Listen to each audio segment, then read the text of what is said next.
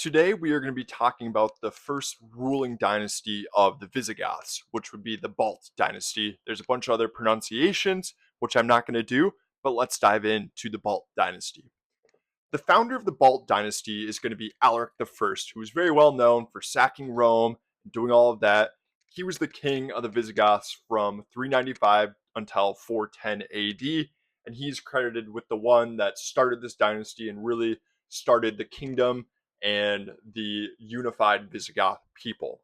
After him, his brother-in-law Athalf became king of the Visigoths, and he ruled from 410 until 415 AD. Nothing super notable about him, but he was there. After him, you had Sig-Eric, who wasn't a part of the Balt dynasty. He was from a rival faction, and he was only king for 7 days, actually. But after him, you had King Walia, who was king from 415 till 419, and he's really credited with the one who really founded the kingdom of the Visigoths. He was the one that was able to make the treaty with the Roman Emperor to give them the right to be in Aquitaine in southern France, which was the foundation of what would expand to become the full-on Visigothic kingdom that we would know of. And we don't really know about who his father or mother was. Him and Athalf could have possibly been brothers. Probably not. There's a weak link, but maybe. But after King Walia, you have Theodoric the First, and he was either the son or son-in-law of Alaric the First. I was also able to find a few things online that maybe he was the son of King Walia, but I'm going to go with Alaric the First was either his dad or his father-in-law. But Theodoric the First would rule for a long time from 419 AD all the way up till 451 AD, and he really expanded their power as a people of the Visigoths, and he did a lot of things there. And he would kind of set up the foundation for what would come with their people. But he had three sons who would all rule as kings. The first who would rule right after him would be Thorismund, who ruled from 451 until 453.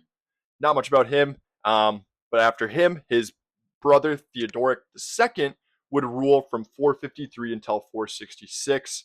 And then finally, after him, you would have Uric, who would, most likely kill his older brother to become king. But he would become king in 466 all the way up until 484. After him, his son Alaric II would become king, and he was king of the Visigoths from 484 till 507. And by this time, the Visigoths were their own independent kingdom.